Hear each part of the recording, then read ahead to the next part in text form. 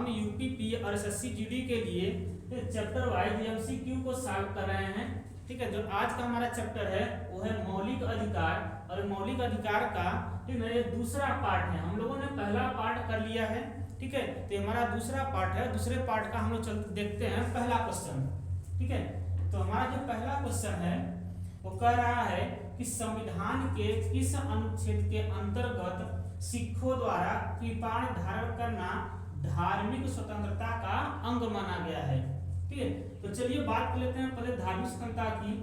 तो ये जो हमारा धार्मिक स्वतंत्रता है, धार्मिक स्वतंत्रता का अधिकार हमें अनुच्छेद 25 से अनुच्छेद 28 के बीच में ठीक ना मिलता है। ठीक है, ये अनुच्छेद 25 से 28 के बीच में धार्मिक स्वतंत्रता का अधिकार हमें प्रदान किया गया है। ठीक है, तो इसी धार्मिक स्वतंत्रता के अंतर्गत सिखों को कृपाण धारण करने का भी अधिकार दिया गया है। ठीक है, जो कि हमारा अनुच्छेद 25 है। ठीक है, तो करेक्ट ऑप्शन हुआ इसका ऑप्शन नंबर बी। ठीक है, चलिए हम अन्य ऑप्शन से बात करते हैं। तो अन्य ऑप्शन में हमारा दिया है अनुच्छेद 24। ठीक है, जो बच्चों के शोषण के विरुद्ध अधिकार प्रदान किया गया है। बच्चों के शोषण के विरुद्ध जो अधिकार है वो अनुच्छेद 24 के तहत दिया गया है। और ये जो है बच्चों को किसको माना गया, तो 14 साल से कम उम्र के बच्चों को। ठीक है ना, 14 साल से कम उम्र होनी चाहिए। 14 साल से कम उम्र के बच्चे को किसी जोखिम भरे कार्य में नहीं लगाया जाएगा। आइए बात करते हैं अनुच्छेद 26 की। तो अनुच्छेद 26 के अंतर्गत कहा जाता है कि जो भी हमारे धार्मिक संस्था है, धार्मिक संस्था के प्रबंधन की बात किया जाता है अनुच्छेद 26 के तहत। अनुच्छेद 26 के तहत धार्मिक संस्था के प्रबंधन की बात की गई है। बात करें अनुच्छेद 28 की, तो अनुच्छेद 28 में कहा जाता है कि अगर कोई भी संस्था हो, ठीक ना, अनुच्छेद 28 में कहा गया कि कोई भी संस्था हो, वो संस्था ठीक है अगर राज्य सरकार से या फिर केंद्र सरकार से वित्त पोषित है, यानी कि कुछ अनुदान उठा रही है, ठीक है, तो उस संस्था में कभी भी धार्मिक शिक्षण नहीं किया जाएगा। ठीक है ना, यानी धार्मिक शिक्षा का निषेध जो है ये अनुच्छेद 28 में किया गया है। ठीक है, तो इस प्रकार से हमारा इस क्वेश्चन का जो करेक्ट आंसर हुआ वो आंसर कौन सा है, ऑप्शन नंबर बी, यानी अनुच्छेद 25। ठीक है, चलिए नेक्स्ट क्वेश्चन देखते हैं। नेक्स्ट क्वेश्चन कह रहा है कि निम्नलिखित में से किसके द्वारा संपत्ति के मूल अधिकार का लोप किया गया है, यानी कि जो हमारा संपत्ति का मूल अधिकार दिया गया था हमें उसको हटा दिया गया है।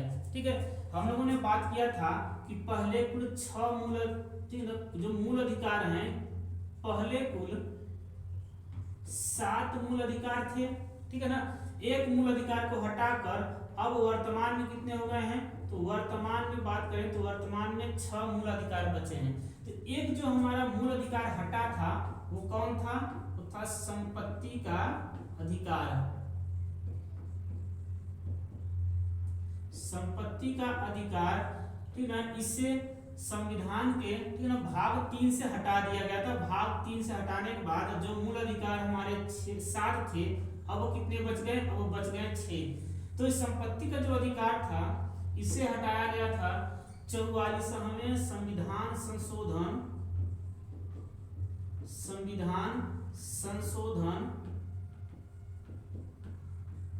अधिनियम 1978 द्वारा।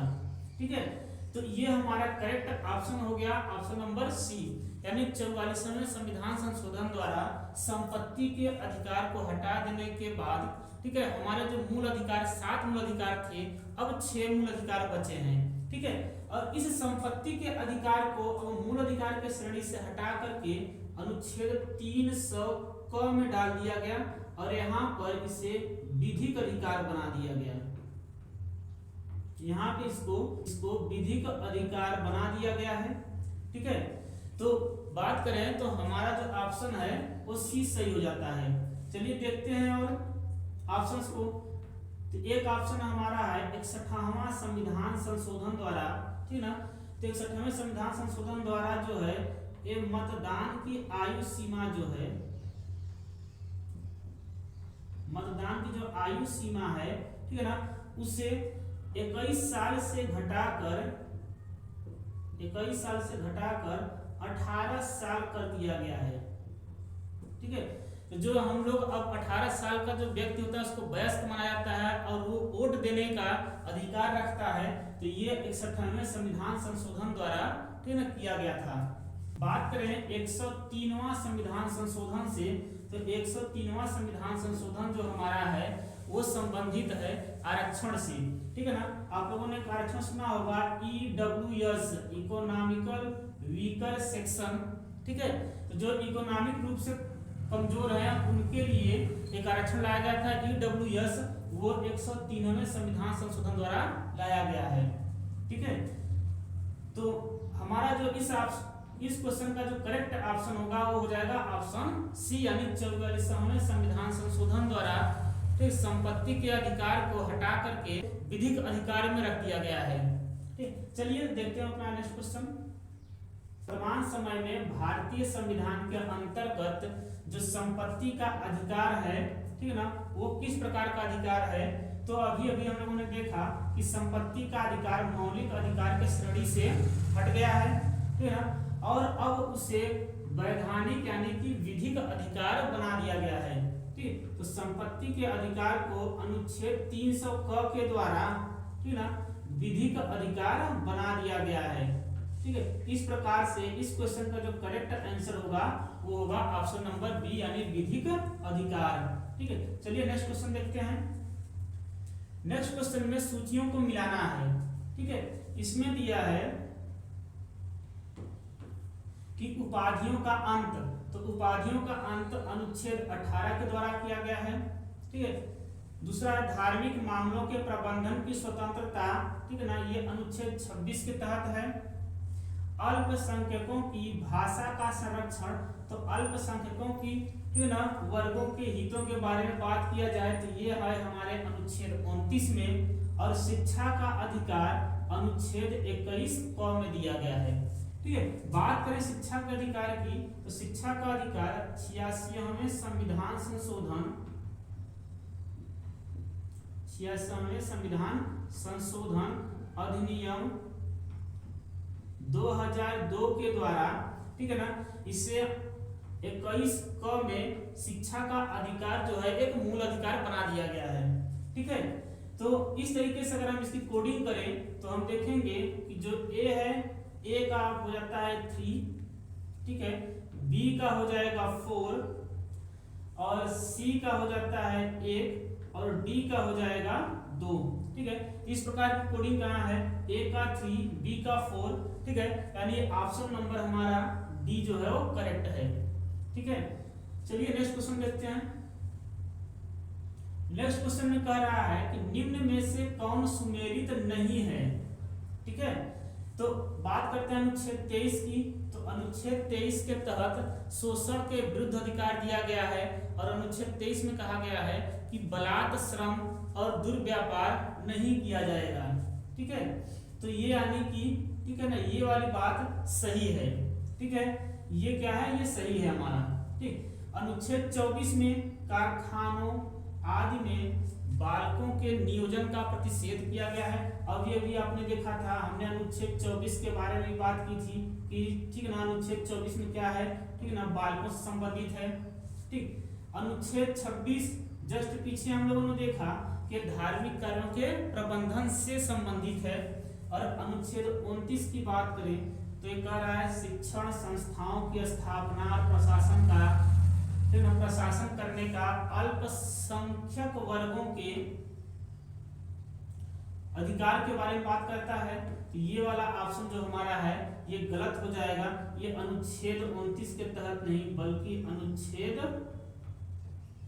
30 के तहत है।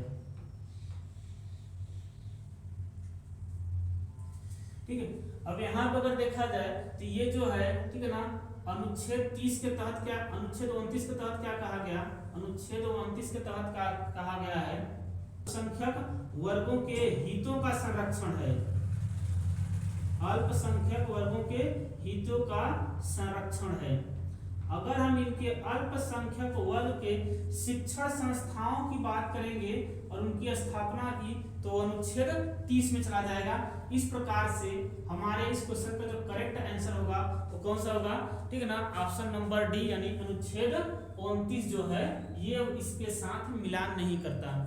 अनुच्छेद 29 में अल्पसंख्यक वर्गों के हितों का संरक्षण है और अनुच्छेद 30 में अल्पसंख्यक वर्गों के शिक्षण संस्थाओं की स्थापना की बात कही गई है। ठीक है, तो इस प्रकार से हमारा जो करेक्ट आंसर है वो आंसर ऑप्शन डी बन जाता है। चलिए देखते हैं नेक्स्ट क्वेश्चन। नेक्स्ट क्वेश्चन कह रहा है कि निम्नलिखित में से कौन सा कथन मौलिक अधिकार के संबंध में गलत है। ठीक है, असत्य पूछ दिया है। तो देखिए बात करें अगर मौलिक अधिकार की तो मौलिक अधिकार की बात में सबसे पहले 1928 में, ठीक है ना, नेहरू रिपोर्ट में कहा गया था। ये सबसे पहले 1928 में नेहरू रिपोर्ट में कहा गया था। ठीक है ना, ये नेहरू रिपोर्ट जो था, ठीक है, इसे मोतीलाल नेहरू ने तैयार किया था। इससे क्वेश्चन कई बार पूछा जा चुका है कि नेहरू रिपोर्ट किसने तैयार किया, तो नेहरू रिपोर्ट मोतीलाल नेहरू ने तैयार किया था। अगर बात किया जाए मौलिक अधिकार का तो मौलिक अधिकार हमारे भाग 3 में है, संविधान के भाग 3 में, और ये अनुच्छेद 12 से लेकर अनुच्छेद 35 तक है। ठीक है ना, मौलिक अधिकारों का निलंबन की बात करें तो मौलिक अधिकारों का निलंबन हो सकता है।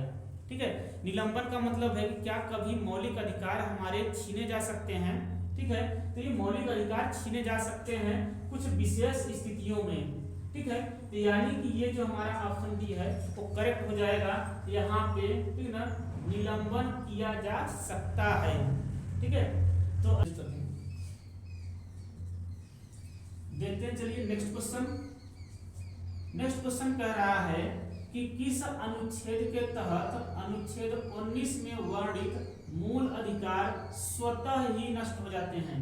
ठीक है, देखिए जो हमारा अनुच्छेद 19 में जो मूल अधिकार दिया गया है, जिसे बोलने की आजादी यानी प्रेस की स्वतंत्रता था, जिसे हम लोग वाक एवं अभिव्यक्ति की स्वतंत्रता बोलते हैं।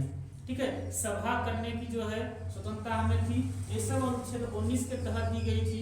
ठीक है ना, तो इसका निलंबन किया जा सकता है अनुच्छेद 19 का।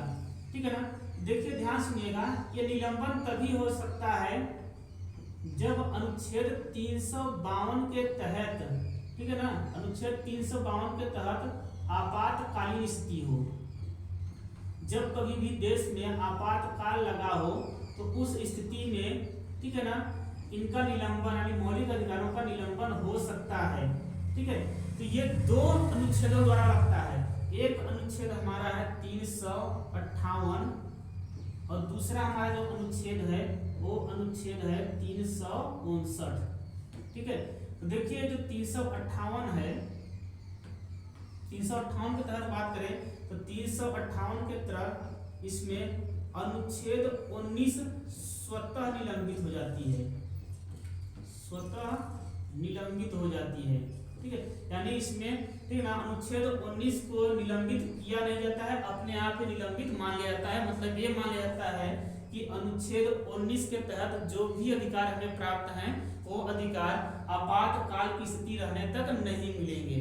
ठीक है, बात करें अनुच्छेद 359 की तो अनुच्छेद 359 में अनुच्छेद 20 और 21 को छोड़कर,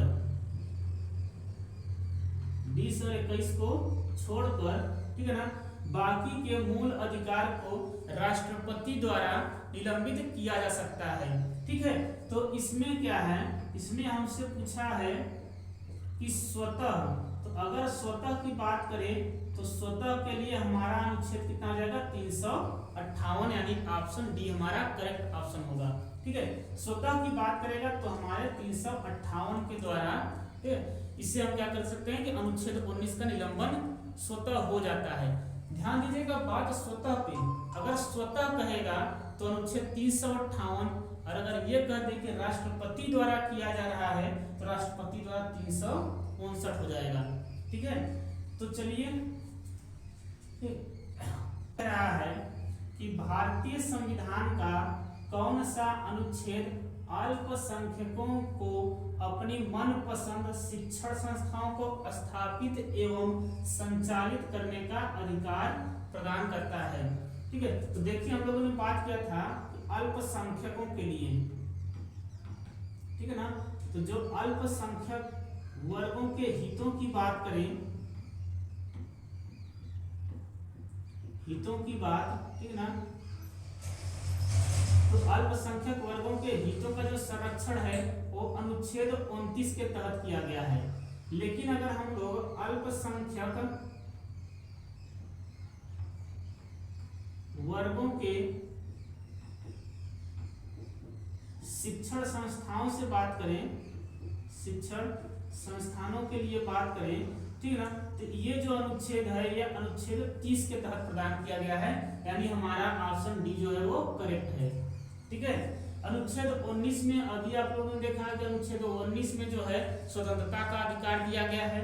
और अनुच्छेद 26 की बात करें तो अनुच्छेद 26 जो है उसमें कहा गया है कि धार्मिक कार्यों के प्रबंधन से संबंधित हमारा अनुच्छेद 26 है। ठीक है ना, तो इस क्वेश्चन का जो करेक्ट आंसर होगा वो होगा अनुच्छेद 30।